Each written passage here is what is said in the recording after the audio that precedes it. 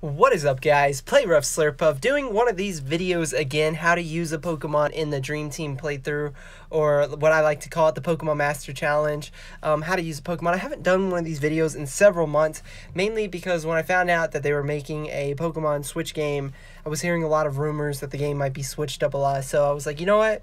Let me find out what this game is first and see what's going on with it, and let me see if I want to continue to make these, or if I want to wait for the new game to come out and then start making them again based on what the new game is like. But now that I know that we're not getting a, I don't want to say core series, but we're not getting a Pokemon game similar to the ones we're used to now until 2019, late 2019. I know we have a year to go, and then we have Pokemon Let's Go Eevee and Let's Go Pikachu ready to come out. I'm going to go ahead and continue with these videos just because I know that we need to give life to Sun and Moon and Ultra Sun and Moon just a little bit longer until we get Let's Go Pikachu, and then when we get bored of that and we want to go back to the main series, this will be a great video and like way to jump back into it. So anyways, let's go ahead and start up. Alright, looking at Pidgeot's base stats, he has a total of 479, and his highest stat is 101. His attack is 70, and his attack is 80, and his special attack is 70. So there's not a huge difference there. So basically, it's going to depend on his move pool whether we go in a physical attacker or a special attacker. Looking at the abilities, you have Keen Eye, which means that if the Pokemon were to erase his evasion or were to hit you with a sand attack or something like that, your accuracy would never drop, and you would still hit your attacks. And then Tangled Feet, if you get confused, your speed gets doubled, which I kind of find pointless almost because it already has great speed. And then Big Pegs, which means your defense can't ever be lowered, which isn't the greatest ability, seeing how he only has a base 75 defense. Alright, so let's go ahead and talk about weaknesses, immunities, and resistance. You can obviously see he has 3 weaknesses, 2 resistances, and 2 immunities. The one thing I'm going to go ahead and tell you is, if you don't want to get a +1 on your scorecard, stay away from Sophocles with this Pokemon, stay away from Ice types, be careful with Araquanid, because I'm pretty sure he gets Ice Beam, and then stay away from that Grand Trial using Pidgeot. You do not want to send this Pokemon in on him. Alright, so the first set I have is a Jolly set with the item Sharp Beak, which is going to boost the power of your flying type moves by 20%.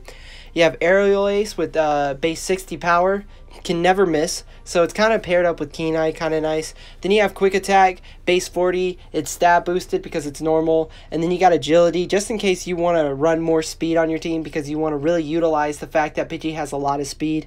You can go Agility just to make sure he's outspeeding any type of Pokemon. And then Brave Bird, just because it hits so dang hard with that 120 base attack and that 100% accuracy. It does recoil, so be aware of that.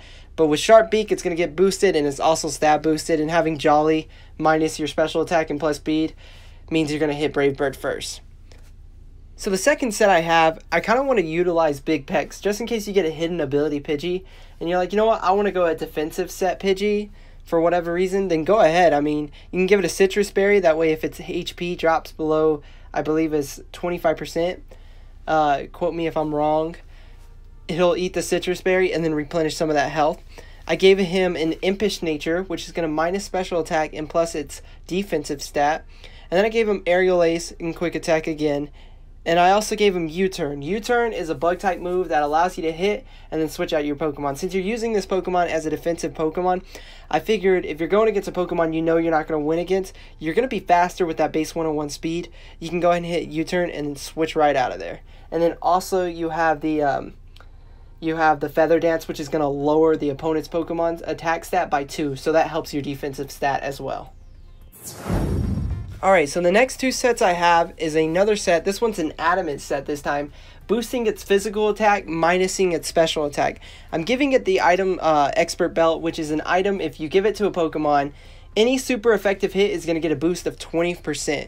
So like Aerial Ace is like super effective against grass type and bug types, so it's going to be doing 20% more damage if you're going against a bug or grass type. You have Aerial Ace once again, and this time you have Steel Wing. Steel Wing isn't 100% accurate, but it hits hard with the base 70 steel power, and it can also lower the opponent's defensive stats sometimes. It's a 10% chance.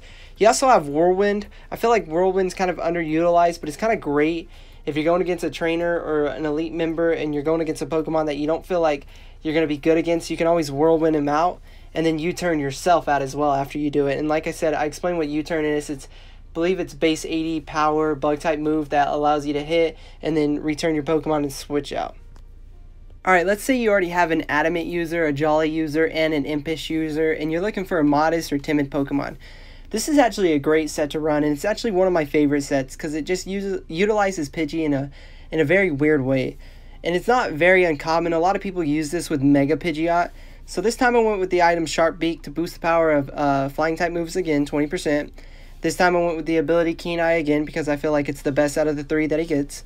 Air Slash is 75 base power. It's a special attack flying type move that has 95% accuracy, and it has a 30% chance to flinch the target. And since you're faster, you're gonna get a flinches few here and there, with that base 101 speed. This time you have Razor Wind, but you can run anything. Razor Wind's a transfer only move, so I believe it's a move tutor in the old games. I'm not 100% sure. You don't have to run Razor Wind.